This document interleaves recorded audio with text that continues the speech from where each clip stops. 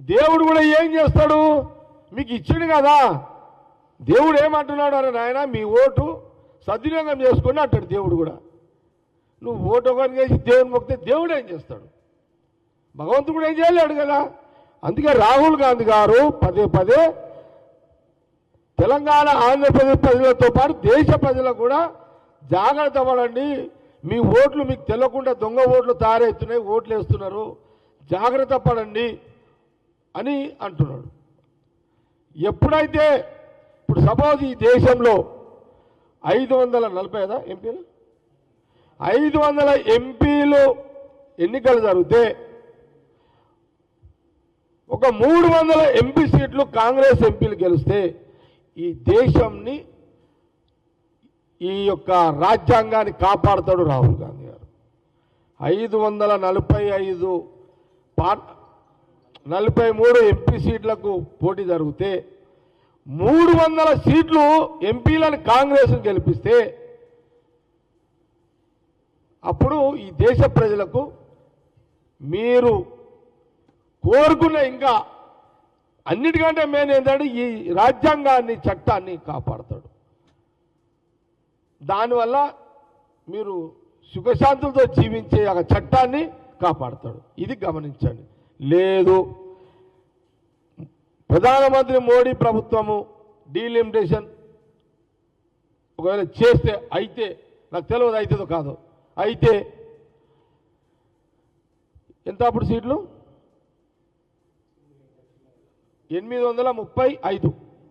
835లో నిజంగా ఎన్నికలు జరిగితే అప్పుడు ఎంపీ ఎన్నికలు జరిగితే అప్పుడు 500 ఎంపీ సీట్లు కాంగ్రెస్వి గెలిపియాలి ప్రజలు.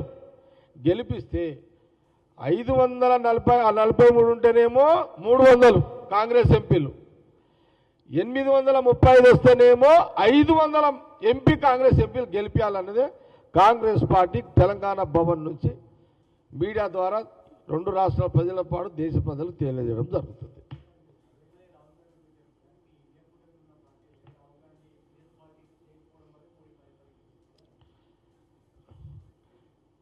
నేను అందుకే ఏమంటున్నా, ప్రతాప్ నువ్వు అంటున్నావు ఏంటంటే ఇండియాలో ఉన్నటువంటి కొన్ని పార్టీలు విమర్శలు చేస్తున్నాయి. సీరియస్గా రాహుల్ గాంధీ గారు సీరియస్ ఉండడానికి నిదర్శనం ఏంటిది? అదే కదా, సంవిధాన్ బచావ్ అని ఎందుకు అంటున్నాడు, రాజ్యాంగాన్ని కాపాడుకుందామని ఎందుకు అంటున్నాడు? సీరియస్నెస్ ఉంది కాబట్టే కదా ఆయన ఈ పోరాటం చేస్తుంది. అందుకే నేనేమంటున్నా అంటే, నేను ఇండియా కూటమి అంటలేను ఇప్పుడు. ఇక అది ఇండియా కూటమి అనేది అది రాహుల్ గాంధీ గారి లెవెల్లో చూసుకుంటారు. అసలు నేనేమడుగుతున్నా, అందుకే తెలంగాణ ఆంధ్రప్రదేశ్ ప్రజలతోటి అప్పీల్ ఏం చేస్తున్నా,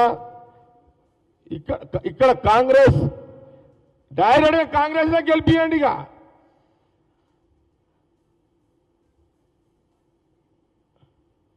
ఇప్పుడు మళ్ళీ మీకు చెప్తున్నా, ఉమ్మడి రాష్ట్రం కాంగ్రెస్, అది ఉమ్మడి రాష్ట్రంలో